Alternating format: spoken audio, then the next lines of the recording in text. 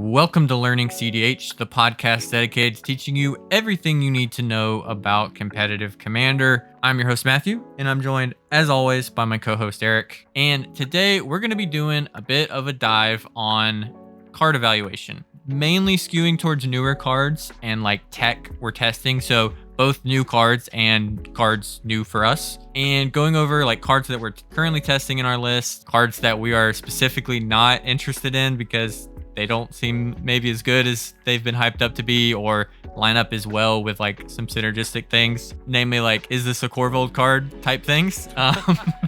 The former, is this a Nagila card? Now is this a Corvold card? So, or even is this a Tymna card? As some of these we'll mention. Some hot tech that I busted out last second at the boil that worked out pretty well for me. And just seeing where that takes us as well. Want to thank everybody real quick at the beginning here for getting us at Lemora's Cards to 6,000 subscribers. Just busted right through it. Now we're at like almost 6,200 or something. It was like 2 days. What's going on, everybody? So yeah, thank you so much. You know, buckle in because I'm doing, I guess this is the first time I mentioned this on a video. I'm doing 3 uploads a week now. If you enjoy this, consider subscribing. Let us know what you liked about it. What would you like to hear from us next? We're always open to talk about new stuff. We still got a little bit before the next quarterly report. We're about, halfway through to the next one. So yeah, we're always open to new episode ideas. Consider supporting me on Patreon. Get access to stuff like this early, as well as submit questions and decks for the deck reports or tournament reports. There's another bit of housekeeping because you'll probably see an ad right after this of our sponsor, who has recently changed names. Was Eminence. Eminence Gaming is now topdeck.gg. They have same company.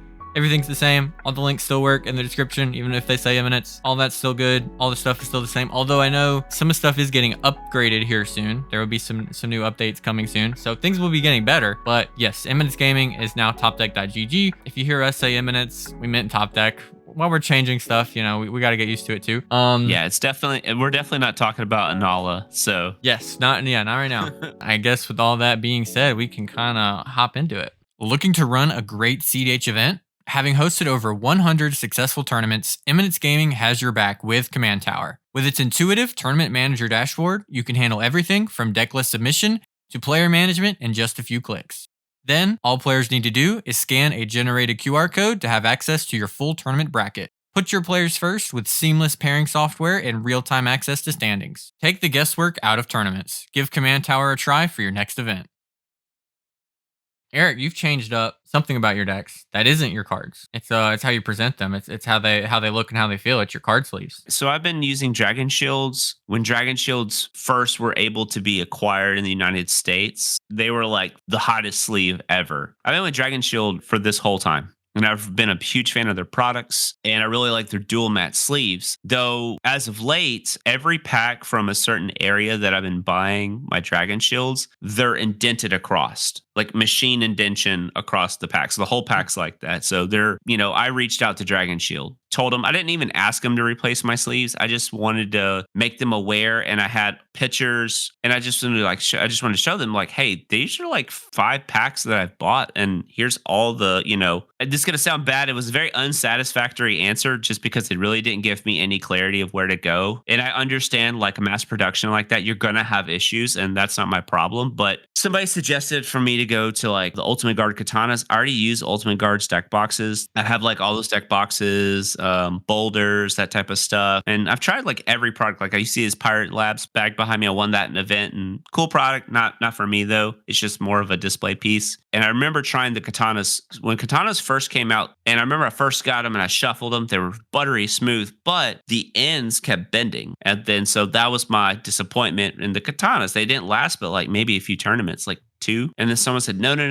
Try katanas. They are great. I put them to a stress test. So got them in, sleeved up to the deck, like almost 10 matches over the weekend. Sleeves are perfect. They're great. Big fan of katanas and Ultimate Guard. So it's weird. I don't know if people really talk about their accessories a lot in Magic, but they're kind of a big deal, like, because they are really what's protecting like our cards. Yeah, I think it's pretty important to at least have a high quality sleeve, high quality deck box, a good playmat, protect your playmat. So whatever kind of tube you want to put your playmat in, if they're real cards, they're thousands and thousands of dollars worth of game pieces. Like, why wouldn't you want to take care of them? So, shout out for Ultimate Guard for providing good high quality sleeves, aka not sponsored by them. Just wanted to point that out. So if they want to sponsor us, please reach out to us. Please do. Please do. Because I have the only Memo, hook reason that up. thing that I've had with like, I got some katanas and I like them. But my only thing is that I pretty much exclusively buy sleeves at my store and they just don't get a lot of katanas in. Yeah. They get like, they will occasionally get in like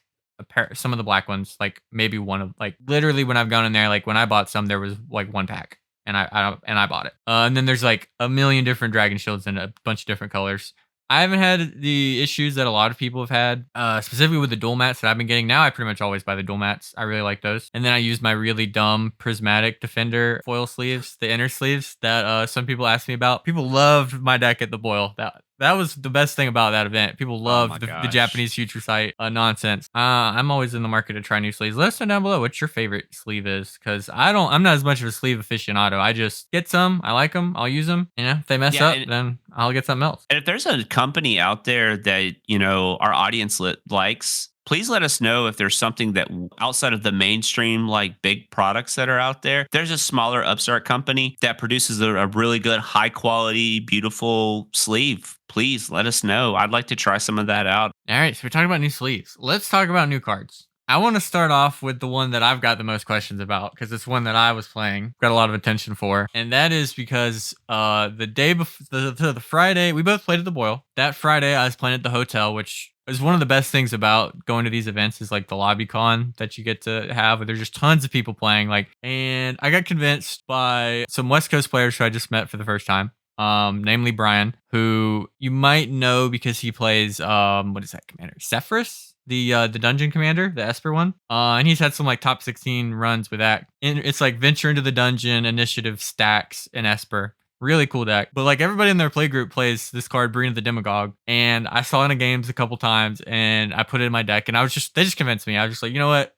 This is just kind of as a fun thing, but I was like, I kind of see what's going on here. And put it in my TNK the day before. I swapped out Lotho for it. Maybe a controversial swap. And then I played it in the event. And the event went pretty well for me. Especially day one. Yeah, Breena got me that second win. Basically, the idea is if you get into a grindy board state, that card will just kill people. Really quickly, it scales your cards like the turn I played it, I immediately swung with an 8/8 Kraum at somebody and then drew 2 cards and then drew 2 cards off Tymna. So you're drawing it's like an extra Tymna that also beats people to death. You can genuinely think of the card as like a 3 mana 11/13 because it usually the way that the triggers will line up, that's about how much stats you get off the card the turn you play it, the turn cycle you play it. And it's just a wild card. People don't know what to do about it. And you genuinely want people to know how the card works. No one will ever attack you again. I played it in the event. I was dead on board to commander damage. That player never thought about attacking me because they wanted to draw a card. It's just a pretty interesting card that, again, it reads kind of clunky and like, oh, you give your opponents cards, but you also get the cards and you get the counters. There are definitely games where it will be bad. The same with like a lot of cards, like 3 to 4 mana, whatever, dirtily cards that you run in like mid-range decks. There are games where you just die with them in your hand because, that's the format that can happen. Don't skimp on interaction. If you want to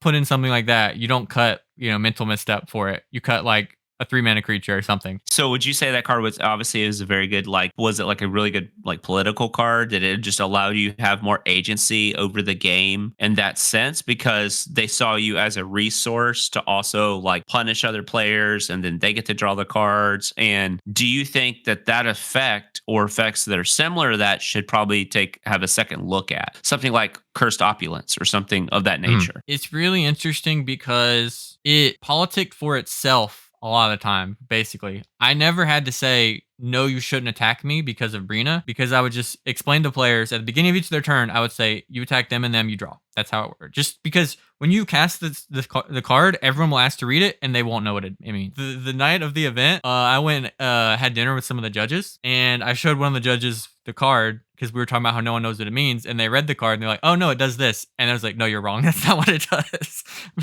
They read it and immediately thought they knew it. They didn't. In my experience, you don't have to politic for it. People just want to draw more than they want to hit you. Basically, almost always. So in that regard, it is like a good political tool that doesn't require you to even really speak up other than letting people know how your card functions, at least for now, because it's not that widely played. 2, what I really liked about it, in those long games, it made it to where everyone had resources to interact with the player who was like, there was one person who was kind of locked out of winning, but had the win on board. There was like a Manglehorn stopping them from doing a Kenrith, like a Meal Dockside loop. And I wanted everyone to have cards to deal with that. And that's kind of how it ended up working out. And it saved me like having to use removal spells to like not die to commander damage because I wasn't getting attacked. Saving me removal spells that I would go on to use to win. So I definitely think it has a cool political impact. It kind of works out mostly evenly. It's kind of like you roughly draw the same amount of cards as your opponents, depending on the board states when you play it. The curse, I'm not sure how much I like that one as much because like what Breena gets you is just so much stuff. Like I said, if you decide to put those like you get roughly 10 stats from Breena a turn, put that on Kraum, people are dead like immediately.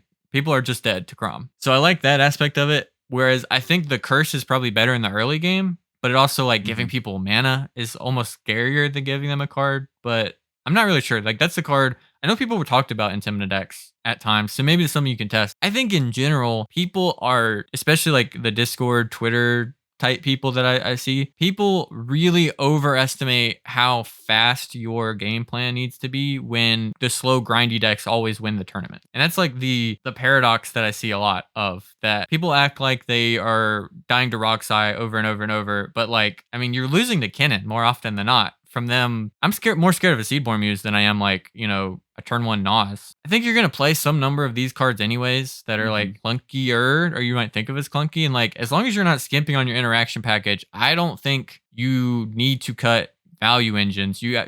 Be critical of which ones you want to run, but like I think we're like card we might talk about today is like Smothering Tithe. Just because you're running a 4-mana card in your deck doesn't mean you now lose to turbo every time. You're not cutting Mental Misstep, Force of Will, Force of Negation, Fierce Guardianship. Like you still have that ability to be an important part of the early game. It's when you get greedy with any of these is when you get punished. When you keep a hand in a double turbo pod and you're like, oh, I'm gonna use Breena. One, Breena sucks in the turbo pods. You're not looking for Breena in those turbo pods really, except for like when it's you and the other mid-range player at the end. Yeah, you get punished for keeping any value engine or evaluating it too highly and over being able to interact in the early game. That's a really good astute point on that. I was just curious because I think I was going to say, I feel like that those strategies as a whole are a little bit underexplored because like I remember back in the day, I would see Cursed Opulence in like a lot of decks, and also gold is actually functionally a more powerful card than treasures because you don't have to tap them. So I was very curious because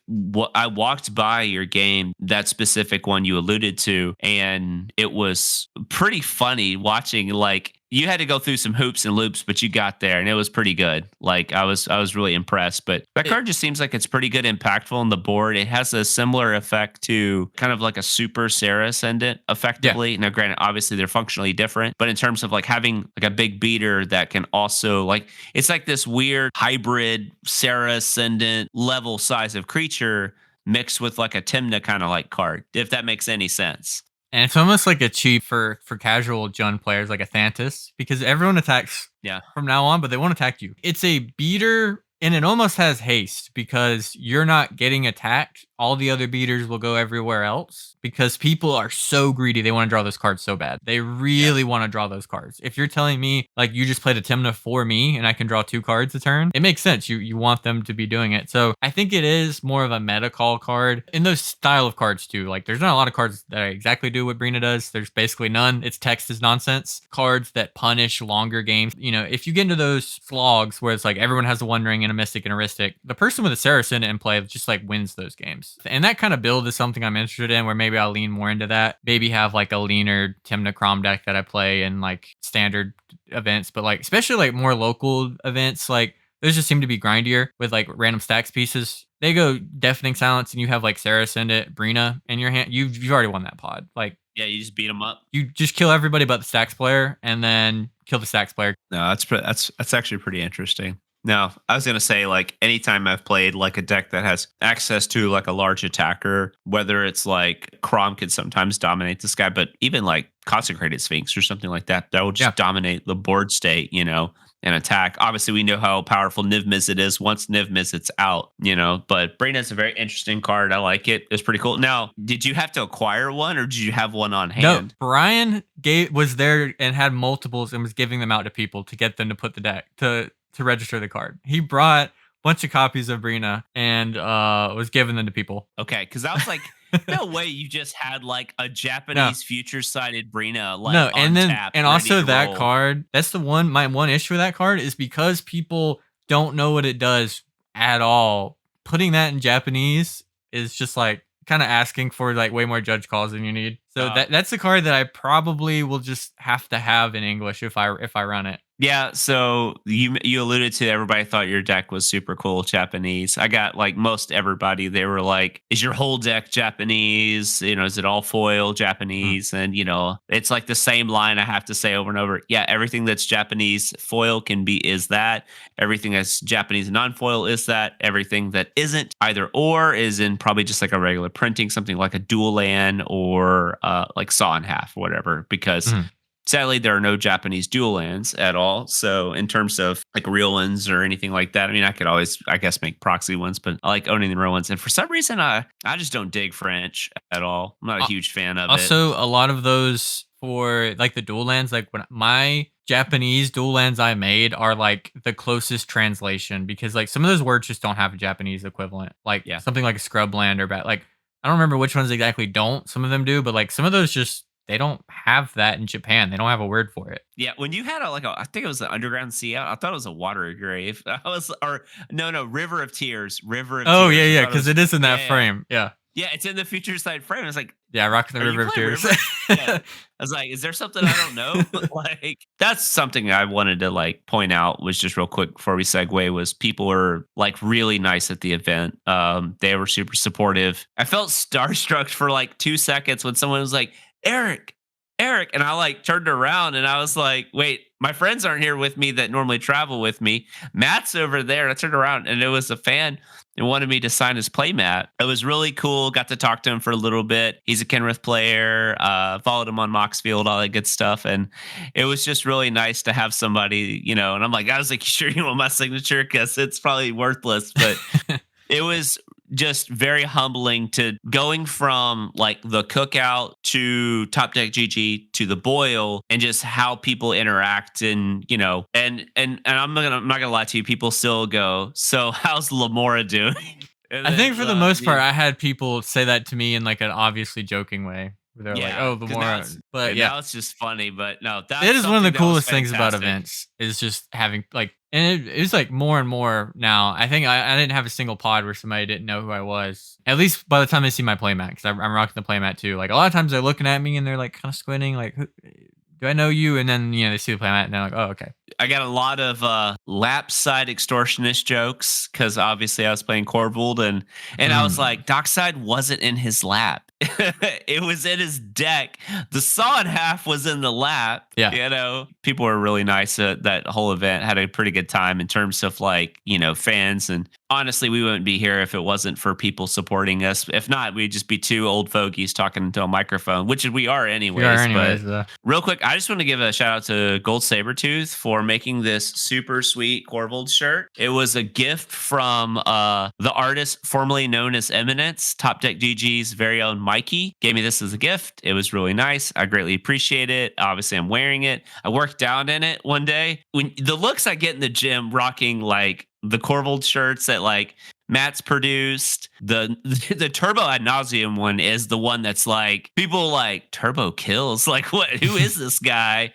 You know, they're probably worried about me at the gym, but like I'm always like rocking like these kind of shirts, and like especially like this one has a kind of a vintage feel to it. Mm. And actually, with the long sleeve Corvold shirt that I have, it's faded a little bit, but it's like the right kind of fade. Like it looks Yeah. like it's like made that way. So it's actually one of my favorite like shirts just to wear around the house. You know, that's our fresh, clean tees ad right there. So you want to stick to like TNK cards with like Smothering Tithe Yeah, now, or you want to? let's roll up. Let's roll over to Smothering Tithe. Your experience, the philosophies of it, everything. Okay, so with Smothering Tithe and TNK, there's like debate on whether it's a good card right now, which is really interesting because just in the time that I've been doing content, that card went from basically seeing no play whatsoever, especially like pre-Tivit and Atraxa, to now it's like pretty common if you play at a tournament, you're playing against somebody who at least has access to the card, like has it in their deck, whether they play it or not. But it also might just be like a card they look to tutor for throughout their game in a variety of decks. I think Tivit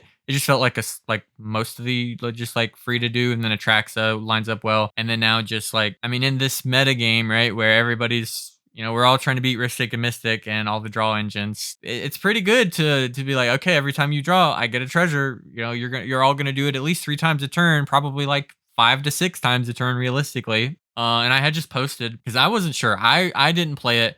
I played a slight variant of Ori's list. The person who won the Top Deck Expo was the list that I rocked. I changed like maybe 2 cards and then did the Lotho to Breena swap also. I got to talk to him about it. He already knows about the Breena tech because he already has played with some of those guys. Yeah. And I posted just like Smothering Tithe, NT and K, yes or no. And what I was really surprised about was that the good players that I know that, have like a lot of success and whose opinions I would value didn't seem like they had a concrete answer. I think it swayed more yes than no, but there were people like Ken who was saying yes. Freedom was like, yes, this is 4-mana omniscience. That was like the biggest thing for me. I was like, okay, well, 4-mana omniscience, I got to try that. And then I think some of the eminence people, I think like, I can't remember if Mike and Mikey both commented, but I think Mike was like, no. Like a lot of people were just like, no, too slow, something like that. I think Kai said no, they don't need it. So it's really torn, and it was a big post, and it didn't seem like people really had a consensus. So far, I've only played with it a little bit. I'm running in the deck now. I think I swapped out, I might have swapped Rite of Flame. Actually,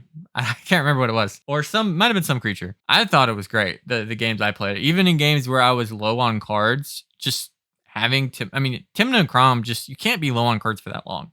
That's the thing. Like, you will eventually just get something that gives you some gas. You'll hit a tutor. Like, the amount of hits that you have in the deck, if you just have all the mana you need, is pretty crazy high because you're willing to wheel, you're willing to DT. Breach probably does something crazy there. Any top deck tutor is live with Tymna or Kraum. I felt it's pretty good, though it is, again, like we talked about with, like I was saying earlier, like if you go all in on early Smothering Tithe in a pod where you're going to get potentially punished for it, like that's like a risk reward. I think playing it as like, this is how I win the mid to late game is going to be better depending on your pod. And again, I really do think that like that card is good. That card is gas if it's in play. You might not want to cast it, but it's good. Or you might not want to spend the mana, but it's very good. It doesn't make sense to think of adding a card like that to your deck is slowing you down. Like, especially depending on what you swap. Like if you make the Rite of Flame swap, I guess maybe it is slowing you down. But if you're dropping like a random creature, it's not. And I don't think the problem, and I said this in the Tymna Kraum chat, like, well, you got to run these cards to win the turbo matchup. Like, who's losing to turbo? Where are these people that are they're not, because they're not in top 16. The turbo players aren't in top 16. Like, why do we need to run cards to stop turbo? They're already standing still. Like, turbo's not, they're not doing it. I think keeping your, cheap to free interaction, which you're never going to cut anyways, and then going a little bit bigger. I mean, I think it makes a lot of sense to me right now. So that's pretty interesting, that whole discussion, because I don't think there's a right or a wrong answer, because I think it's just a good card. The whole it's too slow thing, I had this conversation specifically in the Corval Discord because we're discussing turbo and da, but it was specifically because it's like, yeah, we have to go faster to get under the blue decks. And I go, that's not possible, because all the blue decks have the same access to all the rituals and fast mana. And we're talking about the good rituals, like just a good classic dark ritual. If you go a little bit more Grixis, you have Culling the Weak, that type of stuff. I'm not huge on Rite of Flame, and we'll talk about it later, but I cut Rite of Flame personally because what Rite of Flame does is to get you in those like post ad nauseum, like it's really good things. There. But guess what? That is like plan D for most of these decks now. If there, but like the where T and K is at right now, I don't think Rite of Flame's a bad card at all, but I just don't think it's as needed as I would rather have a talisman, probably, to be fair, because the talisman is going to allow me to have permanent mana long term, because that's how the deck's playing. The deck's playing for the long game, not this explosive setup that it used to kind of do, where it was more of a turbo like or big explosive Nas peer into the abyss style deck. It's a little bit different. I think where people are having having this is because I think Discord meta skews tournament thought. People are talking about Dargo Ikra. I'm sorry, like good deck, super fast, ultra powerful in the hands of Connor, but outside of that, I'm not seeing that deck pop up. And that could be same for like a lot of these turbo decks. Like if you don't have these dedicated, very good turbo pilots, or just understand the pressure points in which the deck operates on, Rogside kind of falters if Zane's not playing it, or if Connor's not playing it, or, Sergio, or, you know what I mean? Like that level of skill versus like as a whole, these mid-range decks are just doing very well. as period. So I think a big thing is to keep in mind that I think it seems obvious, but maybe isn't a thought a lot of people have. If you're, especially assuming diligent, competent opponents who are mulliganing appropriately when there's, a deck that's likely to try to go quicker than them, you cannot get underneath mental misstep. You can't get underneath force of will. You're not faster than those cards. If your opponents have those cards, you have to beat 3 opponents who have those cards. You can, and that's the thing where like these can be higher variants. And again, like people who are better at picking their moment will do better because they're not as likely to just jam out thing. Like a bunch of mid-range players keep first sevens. Somebody's got a mental misstep in their hand. Just assume that they do. Something like that. The games where, and we're going to talk about this with how Eric's building his list currently and what he's testing. Like if you're the fastest deck at the table, how can your issue really be that you're losing because you're not fast enough? You can't get that much faster. And again, like the fastest deck is probably like a Nala or something, right? Like it's something close to that. Dargo, Ikra, those type of decks. Some kind of super turbo thing. Rocksai's the fastest thing that kind of does well, and Najila skews on the mid-rangey side of that. The decks are losing to slower decks. All of them is what they're losing to. So I think it makes more sense to build, and this is what we talk about in like the Japanese event that I covered. They're building decks differently to try to combat these sort of things, because like just jamming your head into the wall and hoping that you spike, like, oh, nobody had anything that I got to win. Like hoping that nobody has it is not a consistently good game plan. And that's why like the decks that are doing really well, they don't have to do that. Kennen can go early, Kennen, hold up fierce, can do that forever, can do that as long as they want. They get to instant activate Kennen. Like they have an amazing game plan into these grindy things. Sisei has like a similar thing. They get access to more colors and they can even do things like breach. Like these decks have access to so much. And like Eric was saying, they're not slow. They have like the same amount of rituals. Like, yeah, they might not have like Culling the Weak or Infernal Plunge, like, like a ROG deck will. They're running like 3 less rituals or something. And they have a lower average CMC than like a deck like Rogsai does. Yeah, the joke is like about all these like turbo decks, like Kennen's the most turbo deck out here that also can play early, mid, and late. If you ever had a Kennen out, and this is what I loved about Kennen, when I put Kennen in any other list, like outside of just Kennen itself, like it's the best mana dork ever printed. It is ridiculous with treasures. Obviously, it's really great with lots of fast mana. Like that was a big appeal to playing something like Rog Thrasios as your commanders, and then Kennen was in your deck. Your mana production in that deck was pretty wild. It just needs a good A plus B. Also, to these mid range decks that are blue black X, I don't know how you get any faster than 3 mana Consult Oracle with counter backup. Like, yeah, it's not like they're cutting Dark Ritual or something, yeah, right? Exactly. Like they have these they're stuff. Not cutting. They're not counting.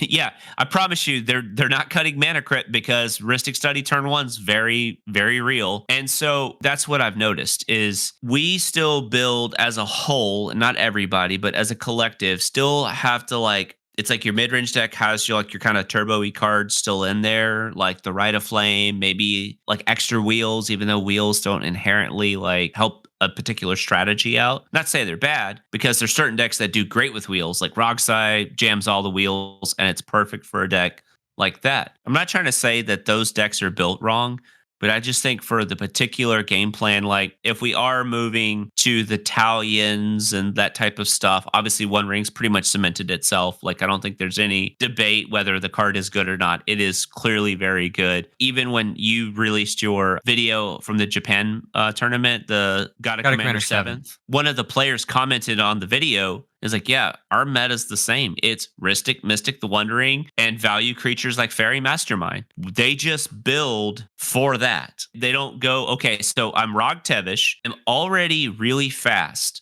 by nature. Do I just need to add more gas? Because think about this. You can only cast so many spells turns 1 through 2, right? Like you only have so much mana. So if I already have that ability to hit the throttle and the gas pedal, I should have some other type of cards that allow me to play the game in which my commanders go away. So while over here, if you notice, a lot of the ROG decks are all about ROG. That deck is all about Tevish. And if you've ever had a Tevish on the battlefield for multiple turns, it takes over the game. So that's what they do. They prioritize being able to cast Tevish multiple times.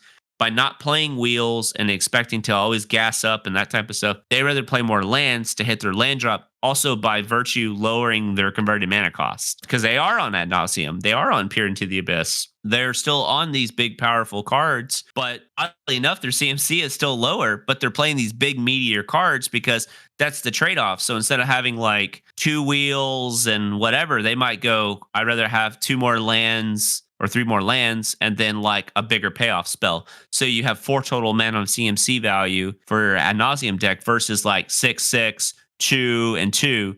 So you go from 10 to 4. That's a pretty big difference if that's what you're thinking of. But that also allows them to curve. So just kind of keep that in mind. Like I think they're ahead of the curve. I think we're like approaching that way, but we're not allowing our mana bases and we're still keeping our pet cards in there, like the Rite of Flames and those type of stuff. Those type of effects. I definitely think there's also just a lot of value in being able or being willing to just take a big swing on testing cards that just because it's not in the whatever 3 to 500 like cEDH staples cards in your head, like one of those decks, the ROG decks especially had some where they were playing like Thoughtseize Duress, Cabal Therapy. Cabal Therapy really good with like ROG and Tevish thralls and stuff too specifically. They are sick of losing to those cards. They talk about we're losing to Rhystic and Mystic. Play an active Volcano in your deck. They're like, we're not play active Volcano and Jaya Ballard, the original Spell Shaper one. Fantastic art, by the way. Yeah, it looks sick. And then just once a turn, boom, blow up Kraum, boom, blow up Rhystic.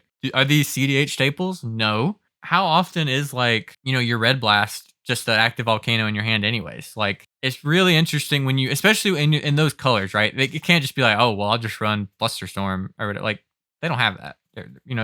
Especially if you're not just gonna like, can't beat them, join them. Doing a different approach. And the card I really liked in those decks was like Yawgmoth to just body some of those other creatures, body the hate creatures, get rid of a Bowmasters with your draw engine while drawing a card off of it. And then it just synergizes super well with everything else. So there's definitely a lot of stuff that I like there. And then in the Corvold list that we're going to talk about, the stuff they're doing over there, super sick. You don't have to go as deep as completely new archetype like they did with a Souza, Life from the Loam, Lands Corvold. I mean, if you want to go mid-range, that's the way to go mid-range. So speaking of like that particular Corvold list, the list that was in first place at the end of the day, which is crazy because like over here, so this is what I've learned through almost now over a full year of playing tournaments in person. Corvold gets like pooped on by the community as not being a tier level deck. Totally understandable. It hasn't really proven that. But when you sit down and play, and they are like public enemy number 1, the Corvold guy, like they are so worried about Dockside Extortionist making 1 treasure to 2 treasures. I've never seen a deck underappreciated but over-respected at a table. And it caused so much bad threat assessment where somebody assumes I'm going to win or assumes I have something when they are actively not countering an A plus B on the battlefield. Round 1, I had somebody, they let a Basalt Monolith resolve with the cannon out. And they have a Force of Will in their hand. But the thought is, you might have an Ad Nauseam. That was, and no matter what, I could flip my hand up. I could politic as hard as I could. It doesn't change the fact that there has to be like some local Corvold ringers that are beating these people up at their locals so badly that they just hyper over fear this. The time to interact with Dockside is the Dockside. So once the Dockside kind of enters the battlefield and makes the treasures you're going through the thing, you've already really missed that opportunity in that window to interact with them because you still might be able to, but I don't think people really understand the deck. It's just like, oh, Dockside, you win. No, the format doesn't work that way anymore, which is why like we've discussed this and I've very much changed up like 16 to 20 cards in my list because I openly admit that the deck list that I have, and I had a really good run the tournament before the boil. Like I went undefeated in Swiss and the sheer power is there, but that style of deck, I called it like in the manual storm list that is like trying to saw in half and do all that type of stuff. It doesn't work. It doesn't work for tournament play. And that's where it kind of led me to the changes. And literally the same weekend as the boil, God of Commander 7th came out and it had 2 Corvold decks in the top 12. So that's where we're going to lead the conversation to. Yeah, if you watched my video on God of Commander 7, you might be familiar with like some of these cards. It's interesting because these were 2 still pretty different Corvold decks that topped in this event. A big one mid-rangier Corval decks are willing to do is like a more dedicated Goblin package. You get access to like Goblin Recruiter, which is just top deck tutor for Dockside at the bare minimum, even currently. Just Dockside and Skirk Prospector on top, which are two cards that go very well together in Corvold. But then you get access to some other ones when you start thinking about what goblins you got, in the format. Like Vexing Shusher is a big one that has been like staple status at different points in the format. Not really is played here, but still seems pretty good. First thing I wanted to notate about the list, the two differences in the list was really like one was a little bit more dedicated to mana and in terms of the land slot. Like they were on this Azusa package with Life from the Loam, and they were on a ton of utility lands. Like I mean, like they were like 33 lands. So it's like City of Traders, Phyrexian Tower, Cabal Pit, Lake of the Dead, Urborg, Tomb of Yawgmoth, just to name a few. Okay. So they were very much into that package. Now, they also, the first place list was not on dorks at all. Yeah. The only dork they really had was Ragavan. That's it. Like everything else, they didn't play it. So they were all about mana land development instead of creature development. They're also very light on artifacts. So they didn't believe they're not on the talisman strategy. Now, what I noticed about the list is like I watched a game where they're playing like very much in a blue pod, and they just overpowered the pod with sheer mana advantage, being able to reoccur Life from the Loam multiple times, recast Corvold multiple times, and Lake of the Dead just carried them all the way through. They played ad nauseum and the right opportunity because their sheer mana advantage and the resources allowed them to. That's what happened, which was pretty cool. I think that was like a round one feature match. While a lot of that stuff's very cool, I like it a lot. At first, you look at the deck and it looks more like high power. Yeah. But once you play the deck and you understand like, oh, wow. Yeah. Gerard's Hourglass is like kind of like a colorless underworld breach for your combo turn. It also prevents any Final Fortune shenanigans that might happen to you or something like that. And it's 1 mana. Oh, Ursa Saga. That was the big one. So they're on Ursa Saga, which again, some of those packages I really liked what they had. Okay. So I'm going to take a look at the second Corval list. Same thing, dedicated Goblins package. They were also on, I get what's the official term for the card? Is it blank Goblin? Yeah, that's like the name. Goblin. And then on like Magic Online, it's Name Sticker Goblin. Name Sticker Goblin. Okay, so there we go. We'll go with that. You legacy players can just tell me. And they were still on like Dualcaster Twin Flame, both being still on Food Chain because Squeeze a Goblin. So Squeeze just a natural inclusion in that package, which is really nice. Also, typically, what I've just noticed for playing Corvold all these years is like I never really win pre-combat. It's always post-combat. I'm always winning post-combat because I'm trying to maximize the amount of resources as possible. And while I think Dualcaster Twin Flames are pretty cool A+B, it's also really easy to interact with. And it's not ubiquitous like a Thassa's consult combo because you can win at any point with that. It's not restrictive on the timing of it. Normally, Dualcaster ends up being terrible in my deck like 99% of the time. And Twin Flame is the only card I end up playing. I'll Twin Flame a Dockside or something of that nature, or Technomancer or Eternal Witness at times.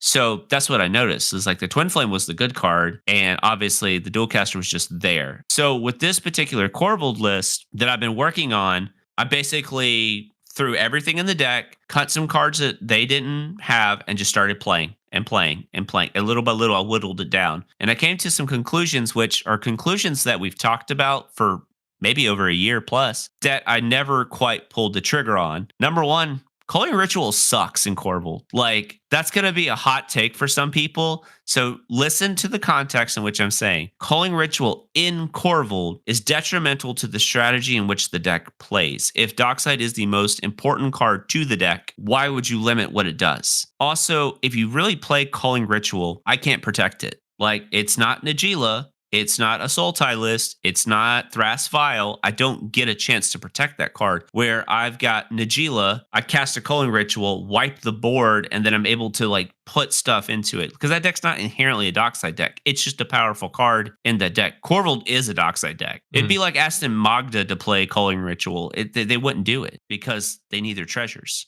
I think that's a really good comparison. It's a powerful card. It's obviously a very good card, but in the context of what that deck and how that deck's designed, it's not conducive to the strategy. And you don't get to really like the thought is, oh, you just convert your mana into an ad nauseum. You just convert your mana into a breach. Well, I would have done that anyways. That means I probably have the mana to do that. And you made that point to me. It's just not there. Also, I did my research. The last 2 years, none of the Japanese lists ran it. In fact, actually, one of the higher performing Corval players, Lapside excluded, did not run Calling Ritual in their deck, and their sound reasoning is very good. In fact, there was a tournament in Brazil in which Corval either won or top forward, and it was a 12-round league. Mm. And the Corval deck that made the top four didn't play Calling Ritual. I reached out to the person, same conclusion. It's not conducive to the strategy. When it was conducive with the strategy is when Peering to the Abyss was a powerful card, because at that point, you Calling Ritual, it resolves, you cast a Peer,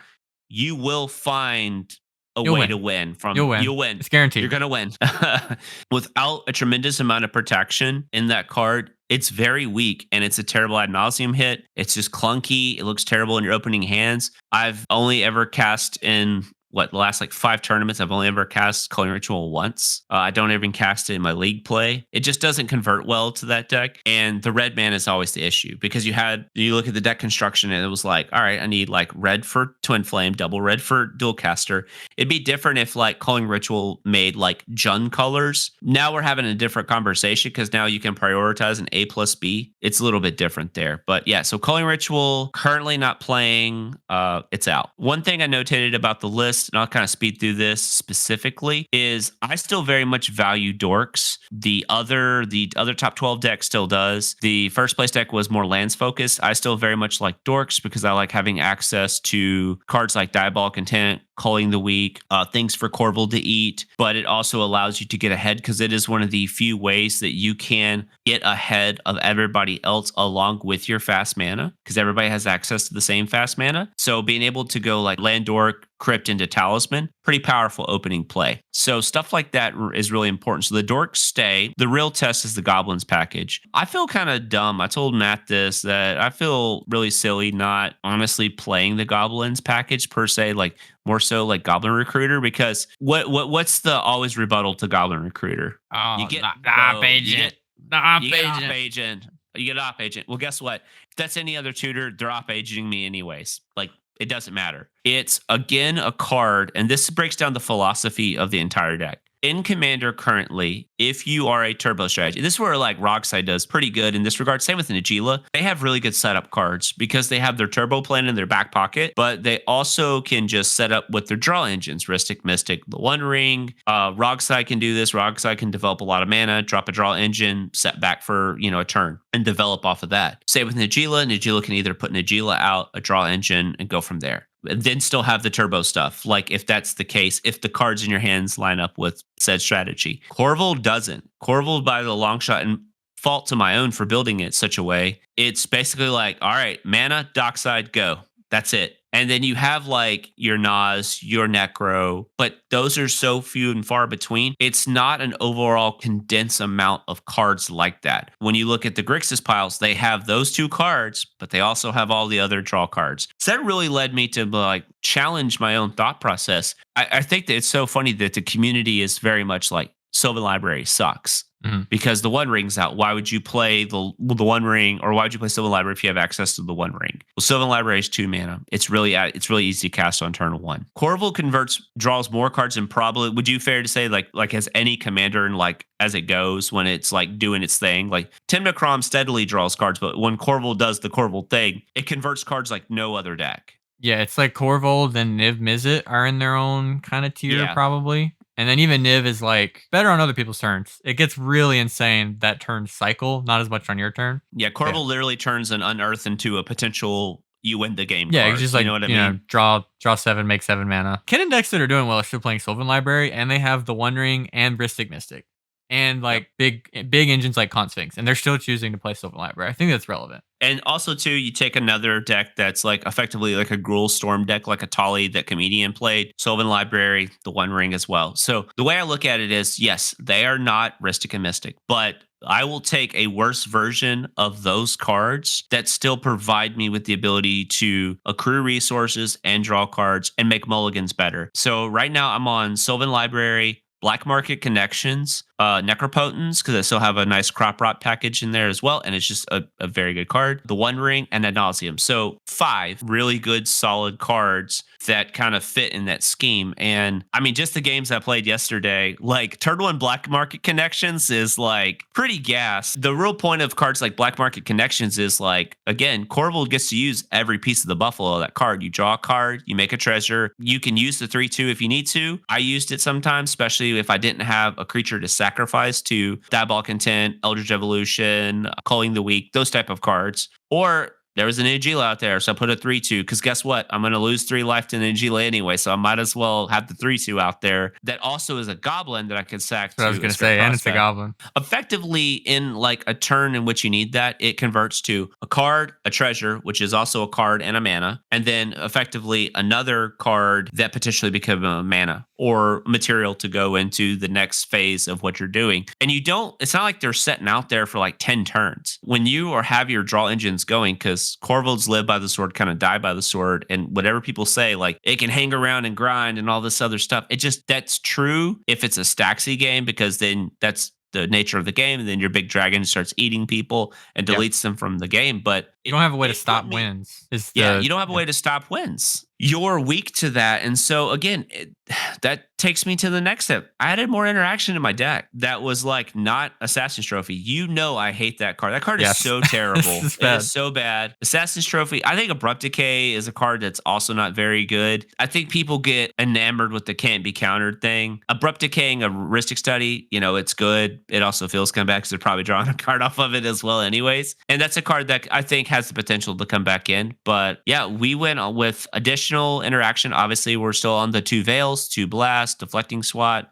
Those aren't going anywhere. Legolas's Quick Reflexes and Tybalt's Trickery. And if you look at a lot of the Japanese list, they love Trickery because while not the best counter spell, it's still better than not. When your whole focus is, if my deck can just do the thing, it's going to win. I have to have what little interaction I have access to in my list to protect me. And I'm pretty sure typically it's all you need is sometimes is like 1 to 2 pieces in those big turns. So I'm not going to sit there and, you know, claim I know how good the card is or if it isn't. It's obviously not ideal, but it's what we have. But back to the deck list in particular, to round out the Goblin package, it's pretty sweet actually. So Corval converts top deck tutors better than any other deck, probably. I think that's fair to say. But we are on Sylvan Tutor because guess what? It just gets Dockside. Like it gets also Ruthless Technomancer. It gets any of your combo pieces. We're on Scheming Symmetry because it's a 1 mana top deck tutor that combos with Opposition Agent. I chose that and allude to Praetor's Grasp because 3 mana for Praetor's Grasp feels kind of yucky. Good card, but I'd rather have a card that is dual purposed. And typically on the turn that you're comboing, Scheming Symmetry is just typically a top deck tutor because you're going to target somebody who can't draw a card anyways. But then it's obviously a good A plus B plus Oppo. And the Goblin package, as we talked about, was Goblin Recruiter. So you still get access to Ignoble Hierarch as a dork who's a goblin. But you have the Scarp Prospector, Impulsive Pilferer, Advection Shusher, and Squee. And Impulsive Pilferer, that card's pretty good. Like, I didn't realize how good it was until I actually played it. And once I realized the sequence and how much mana it generates with like the Scarp Prospector, I went, wow, this like is actually better than Dockside Extortionist, you know, sans drawing a bunch of reanimation spells. I was really impressed with that. It's also a great early creature to sack off to all your multiple sack effects. You're going to get straight value off of it by getting a treasure. But the Encore ability gives you 3 1/1 haste bros that are a copy of it. So you just sack those Scarp Prospectors. So you go 3 mana, 3 treasures. So you drew 3 cards. Now you have 3 treasures to sack. So you draw 3 more cards. So now just within the Encore, you've drawn 6 cards and you have 6 mana. And Pretty it good. turns Scarp Prospector into not just a slightly better blood pet. It makes it a really, really good functioning card in the deck. Sans Ruthless Technomancer combo. Just wanted to point that out. Like, that's really good. And it's perfect for the Goblin Recruiter package. I'm a dummy for not playing Vexing Shusher this whole time. Like, bad Grand Abolisher is still a good Grand Abolisher. I think in general, like the stuff that we've talked about, it's really, I think, going to be important, especially if you're playing colors that aren't, like the Grixis core or just like a super established list, that instead of just being like, okay, my deck needs to be 100 of the, best cards in my colors for CDH, that you actually think about making sure your deck has a strategy that actually wins with what people are currently playing. That's Yeah. way more important than just having some weird concern about card quality. Yes, Tybalt's Trickery, Najeela will not ever run that card. If you're not playing Najeela, if you don't have access to blue, you kind of got to work with what you have. And like that might be your best thing to further your game plan. And then when you look at the deck as a whole, and we'll wrap this up on Corvold specifically, it's not like I just like was like, all right, I'm going straight for pure Japanese tech. I tested all those cards out. Dark Blast is another card that's cycling in and out of the list. It's really good against Orcish Bowmaster. And then the manual storm turns, you basically can clear the board and also mill most of your deck away. Not even in the Japanese list, Firestorm has been a card that, man, it's been pretty cool. Like I've Firestormed for 6 and killed like Con Sphinx, Kraum, wiped out like a couple of little stacks bros, and then and then domed like a player for 6 because that was my last option. Also, too, it also allows you to kill your own Dockside Extortionist as well if you need to just put it in the graveyard. But it also fuels your breach, and it's 1 red mana. It's instant speed, and it has arguably some of the sickest artwork ever on an old school Magic card. I love it. I would love to acquire a Japanese copy of it. I've been scouring the internet far and wide. I'll take Japanese, Chinese, or Korean. So if anybody can locate those, in closing on the list, we cleaned up a lot of cards. We added max draw engines, again, letting us set up. Also, it makes your docksides better. That's something that I don't think people get to talk about because there's a lot of pressure for turn 2 and 3 dockside to be like really, really good for you to do your thing. And a lot of times you're like a treasure shy from just going off. Having your draw engines like setting up and drawing and developing your board lets you go into that later game a little bit while the blue decks are kind of fighting you off. So when your dockside does come down, it is making that good 5, 6, 7 mana amount of treasures because everyone's developed. Yeah. So it's a very similar strategies. I've made this joke. Anytime I play a non-Corval deck, my docksides are way better. They're always better. I don't know. Joking aside, like that's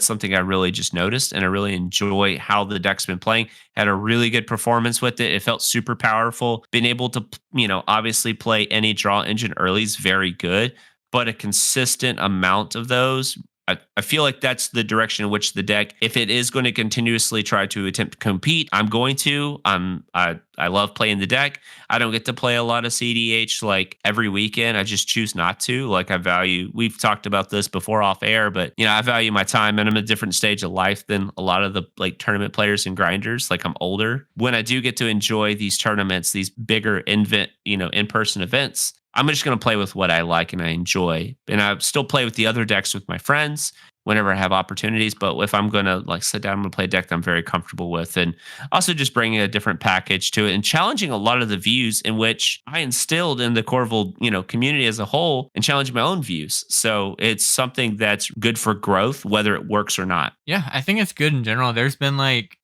talk among players who are really like aware of they aren't really getting distracted by like some of the things we talked about, like, oh, I got to go faster or whatever, that are like actually approaching the game from a reasonable standpoint, where I've seen like people like Freedom Waffle and Ori, who were like, they don't want to play Drannith anymore. Some of their logic. So I think I saw Freedom, his experimental list, he cut, it was Drannith, and I can't remember the other card. And he just put in like 2 more counter spells, like Miscast and Bell Pierce, I think, was used testing. Just like stop the things that are really scary in the early game, stop an engine from getting down. Because like a lot of the best stuff isn't the Drannith, and a lot of times that card doesn't develop your board state that well. And this, sometimes you go turn 1 Drannith, turn 2 Tymna, which is not your strongest thing in the world you can do, but at least your Drannith is drawing you a card. But a lot of times, like, you don't want to get in with the Drannith anyways, and like it just gets removed, and then the people just win anyways. Like it stopping breach, I think, isn't that relevant in the longer games because like it's just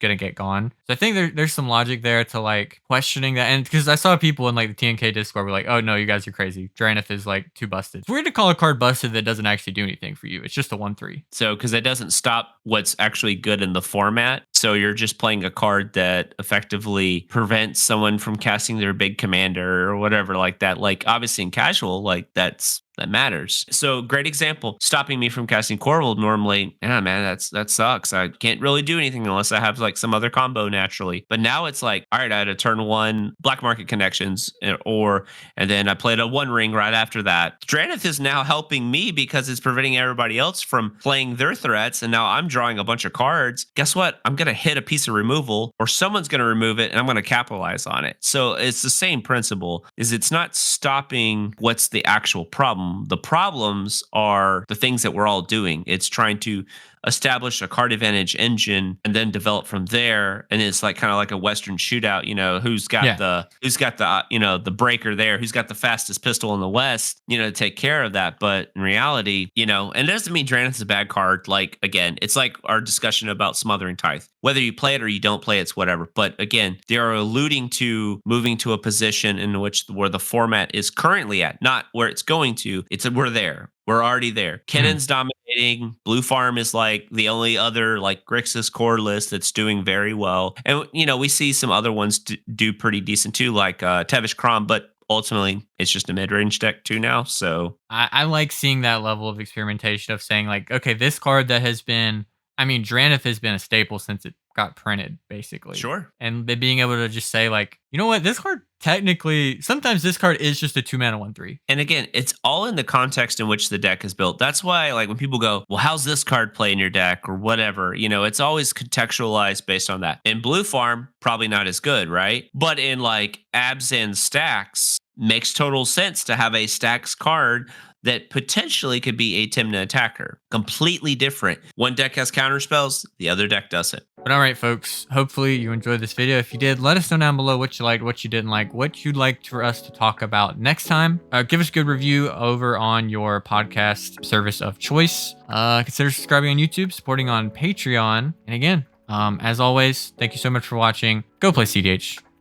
Have a good one, everybody. Peace.